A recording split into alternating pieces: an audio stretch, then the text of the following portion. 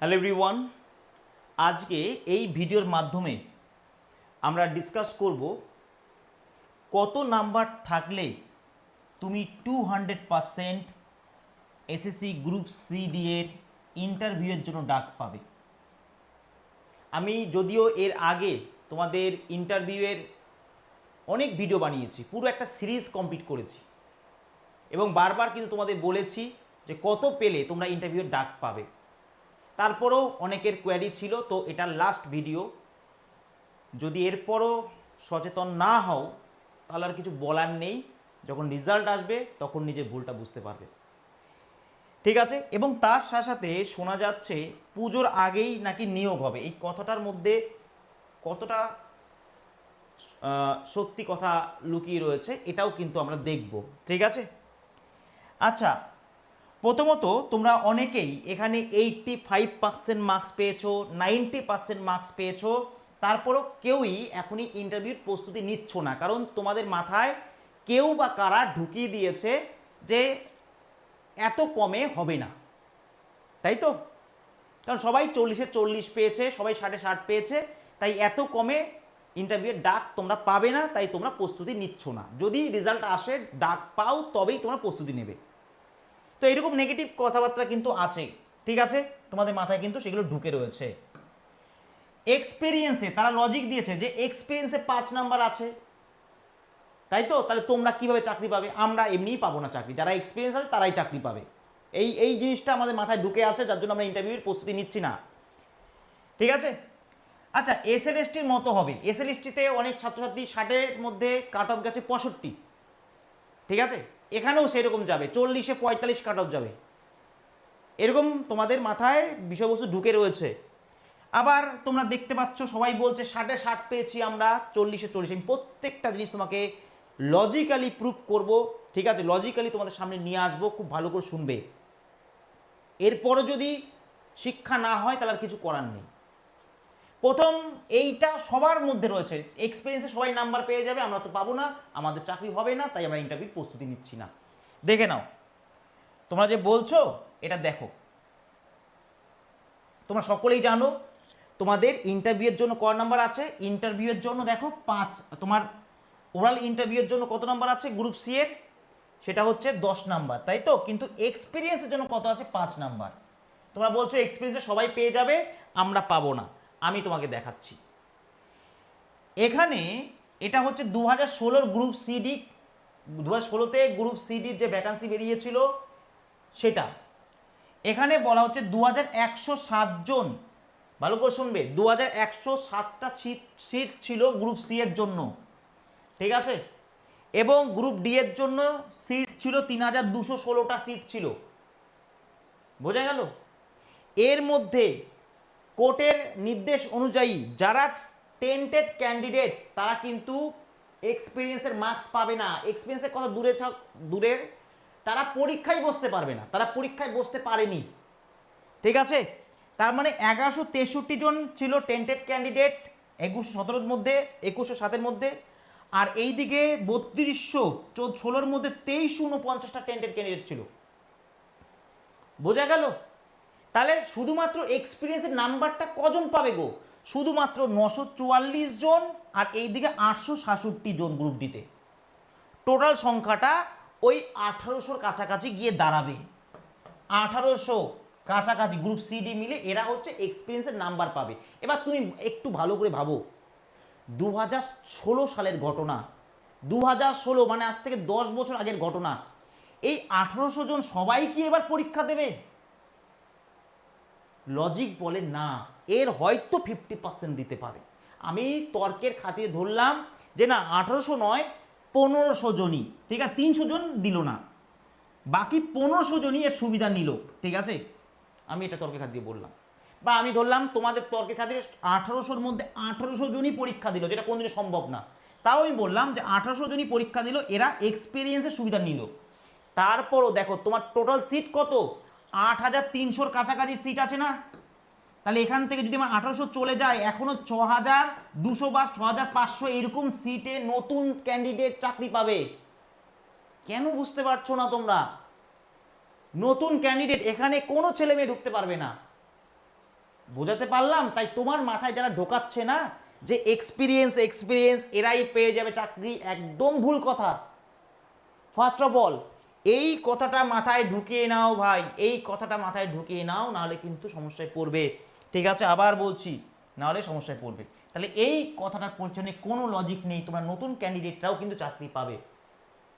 ঠিক আছে, দ্বিতীয়ত দেখো, এসএলএসটির মতো হবে, 60-এ সবাই 65 পেয়ে যাবে, 60-এ 60 পাবে। একটু জিনিস ভাবো, আমিও এসএলএসটি পড়িয়েছি, ঠিক আছে, আমাদের ইনস্টিটিউটে প্রচুর ছাত্রছাত্রী যুক্ত হয়েছে, পড়িয়েছে, মানে পড়েছে। একটাই সাবজেক্ট তারা পড়েছে, যে ভূগোলে পরীক্ষা দিয়েছে সে সারা জনম ভূগোল পড়ে এসছে, সে এমফিল করেছে, ইভেন পিএইচডি পর্যন্ত করেছে, ঠিক আছে, ডিএলএড করেছে, বিএড করেছে, এমএ করেছে, বিএ করেছে, মানে সারা জীবন সে জিওগ্রাফি নিয়েই পড়াশোনা করেছে। তাই সেই ছেলেটা সে 60-এ 60 পাওয়াটা স্বাভাবিক। তাও কজন পেয়েছে? তুমি আমাকে হাতে গুনে কয়েকজনকে বার করতে পারবো যে 60-এ 60 পেয়েছে, বোঝা গেল? কিন্তু এখানে এই পরীক্ষায় গ্রুপ সিতে কী কী ছিল? কম্পিউটার ছিল, ইংলিশ ছিল, জিআই ছিল, ম্যাথ ছিল, জিওগ্রাফি ছিল, পলিটি ছিল, হিস্ট্রি ছিল। এতগুলো সাবজেক্টে একজন ক্যান্ডিডেট যে সব সাবজেক্টে সমানভাবে পারদর্শী হবে, এটা কোনোদিনই সম্ভব না। তোমরা ভুল ভাবো এটা যে 60-এ 60 পাবে গ্রুপ সিতে, বা সবাই পেয়ে গেছে 60-এ 60, একদম ভুল। দেখা যাচ্ছে কোনো ক্যান্ডিডেট আছে যে ইতিহাস খুব ভালো পারে কিন্তু ম্যাথটা পারে না, ঠিক আছে, যে দেখা যাচ্ছে ম্যাথটা খুব ভালো পারে কিন্তু ইংলিশ পারে না, এইরকম কিন্তু ম্যাক্সিমাম ক্যান্ডিডেট, বোঝা গেল? তো সেক্ষেত্রে এখানে তোমরা কোনোদিনও ভেবো না যে 60-এ 60 পেয়ে যাবে বা 40-এ 40 পাবে। এবার প্রশ্ন হচ্ছে, যখন আমরা ইউটিউবে দিই যে তোমরা কত পেলে একটু বলো, জানাও, অনেকে বলে স্যার 60-এর মধ্যে 59 পেয়েছি, অনেকে বলে 58 পেয়েছি, অনেকে বলে 57 পেয়েছি। সেই সংখ্যাটা কত? তুমি আমাকে বলো সেই সংখ্যাটা কত? সেই সংখ্যাটা কয়েকশো থেকে হয়তো 1-2 হাজার। কিন্তু যারা কম পেয়েছে তারা কি বলবে স্যার আমি 45 পেয়েছি, স্যার আমি 44 পেয়েছি? কেউ কি বলে? যারা কম পেয়েছে তারা বলে না, এটা হচ্ছে সাইকোলজি। যারা কম পায় তারা কিন্তু ওই কমেন্ট দেখে আর বলে না নিজের নাম্বারটা, যে কজন একটু বেশি পায় তারাই বলে। আর বিশ্বাস করো, আমিও অনেক দিন 2019 সাল থেকে পড়াচ্ছি, দেখেছি এই দুদিন আগেই 12,000 ছেলে মেয়ে নিল পুলিশ কনস্টেবলে, পরীক্ষা দিয়ে আসলো ছেলে মেয়ে প্রিলিমিনারি, সবাই বলছে 80-তে কাট অফ যাবে, 70-75 কোশ্চিন খুব সহজ, উড়িয়ে দিয়েছি, ফাটিয়ে দিয়েছি, ঠিক আছে। পরীক্ষা দিয়ে যখন আসছে, যখন রেজাল্ট বেরোচ্ছে 52% কাট অফ। সবাই যদি এত ভালো হতো তাহলে এই অবস্থা হতো না আজকে আমাদের পশ্চিমবঙ্গে, তাই না? আজকে 2016 সালে এই যে 5,200 নিয়োগ হয়েছিল, এখানে কত কাট অফ গেছিল গো? এখানে টোটাল কাট অফ গেছিল টোটাল 50 থেকে 55% নাম্বারের কাছাকাছি। সেই জায়গায় আমি ধরছি কত? আমি প্রথম দিন যা বলেছি যে তোমরা যদি 90% স্কোর করো, আমি বলছি 200%, এই কথার কোনো ভুল নেই, তুমি ডাক পেতে চলেছো ইন্টারভিউ। মনে রাখবে, এটা ইন্টারভিউয়ের জন্য ডাক, এটা কিন্তু ফাইনাল লিস্ট নয়, ফাইনাল কাট অফ নয়, ঠিক আছে। 90% মানে এটাকে হালকাই নিও না। হ্যাঁ, 10 জন, 20 জন, 100 জন, 200 জন, 500 জন পর্যন্ত পেতে পারে, কিন্তু 60-এ 60 বা 40-এ 40, কিন্তু হাজারে হাজার স্টুডেন্ট 60-এ 60 পাবে, এটা ভাবা একদম বোকামির কাজ। তাই আমি প্রথম দিন যেটা বলেছি, এবার সেই কথাটাই আমি থাকবো, যদি তুমি 90% স্কোর করো তাহলে তুমি এখন থেকে ইন্টারভিউর প্রস্তুতি নাও, টাইপিং টেস্ট প্র্যাকটিস করো, নাহলে কিন্তু ভুল হবে বড়, one mistake of your life, এটা কিন্তু হবে, ঠিক আছে।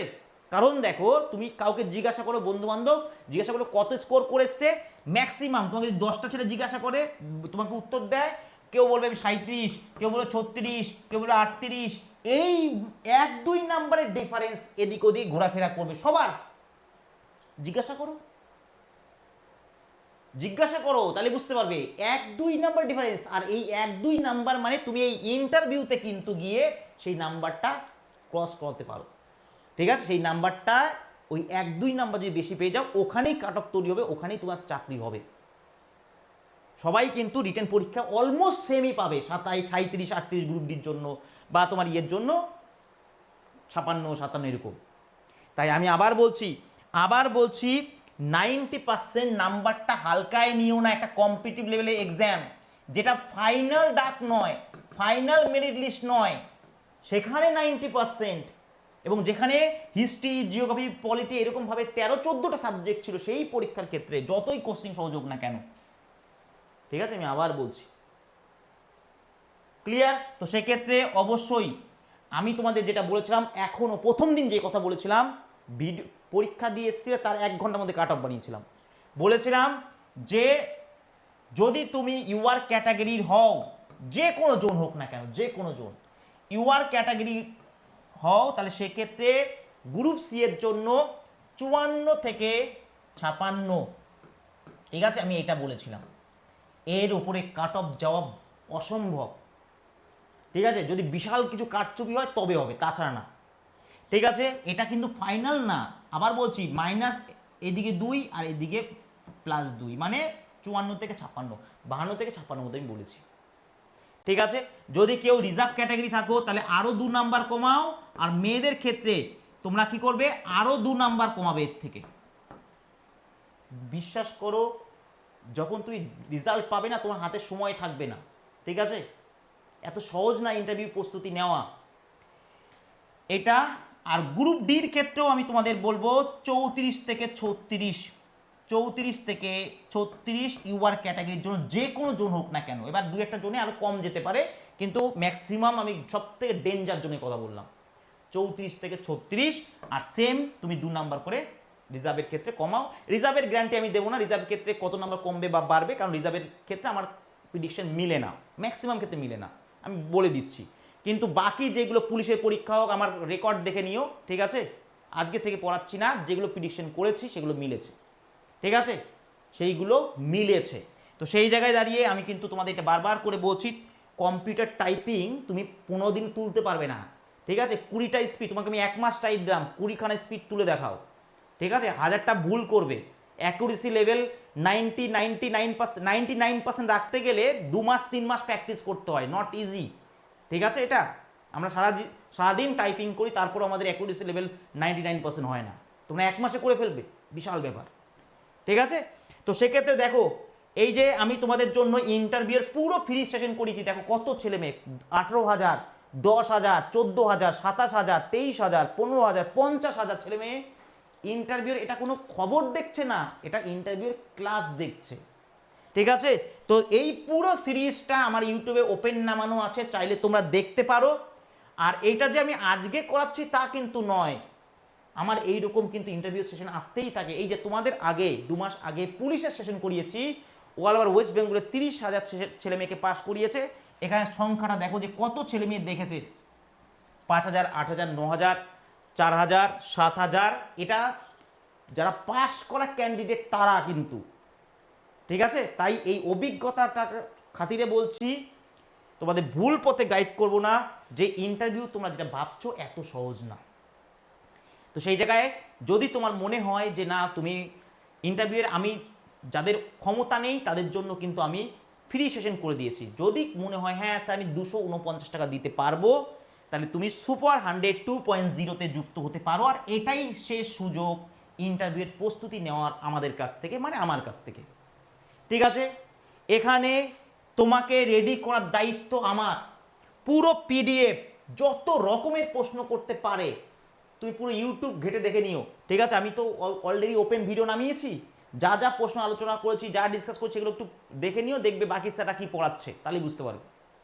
তো তোমাদের সেই রকমভাবে একটা পিডিএফ দেওয়া হবে, ঠিক আছে। এখানে তোমরা পাবে একটা পিডিএফ, আর কি, আর 10টা ক্লাস, গোল্ডেন ক্লাস 10টা, যেটা আমি করাবো তোমাদের, যার মধ্যে 2টো ক্লাস থাকবে গুগল মিটে, যেখানে তোমার মনে যা যা ডাউট আছে আমি সরাসরি ক্লিয়ার করব। এটা হচ্ছে সুপার 100 2.0। যদি 2টো ক্লাসে বদলে 3টে ক্লাসের প্রয়োজন হয়, বা ডাউট ক্লিয়ার করতে গিয়ে 4টে ক্লাসের প্রয়োজন হয়, সেটা আমি তোমাদের প্রোভাইড করব, সেটা নিয়ে কোনো অসুবিধা নেই। আমার সুপার 100-এ এর আগে আমি 100 জনকে নিয়েছিলাম, একটু তাদের কাছে শুনে নেবে তাদের কিভাবে রেডি করছি, ঠিক আছে। তো সেই জায়গায় দাঁড়িয়ে আমি আবার বলছি তুমি ইউটিউব ঘাটলে পুরো সিরিজ দেখবে না, কাউকে পাবে না তুমি যে পুরো সিরিজ নামিয়ে দিয়েছে ইন্টারভিউর জন্য, আমি নামিয়ে দিয়েছি, যাদের সামর্থ্য নেই দেখতে পারো। কিন্তু যদি মনে করো হ্যাঁ আমি টাইম নষ্ট করব না, আমি এই টাইমে অন্য কিছুর জন্য প্রস্তুতি নেব, এবং 249 টাকা দিতেই দেওয়াই যায়, যেখানে স্যার গাইডেন্স নেবে, মনের ডাউট ক্লিয়ার করে দেবে, সেক্ষেত্রে 249 টাকায় তোমরা কিন্তু এটা নিতে পারো। এটা 1 তারিখ থেকে শুরু হয়ে যাবে, এরপর কিন্তু আর অ্যাডমিশন হবে না। বোঝা গেল?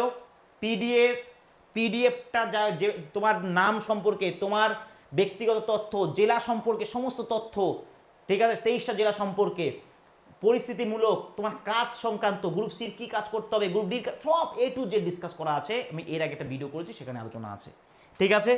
249 টাকা, এটা 399 টাকা প্রাইস ছিল, সেটা 249 টাকায় পাবে, এবং এটা আর ভর্তিই হবে না, কারণ এর আগেও আমি 100 জনকে বলেছিলাম 100 জন হয়ে গেলে আর ভর্তি হবে না, আমি কিন্তু ভর্তি নিইনি।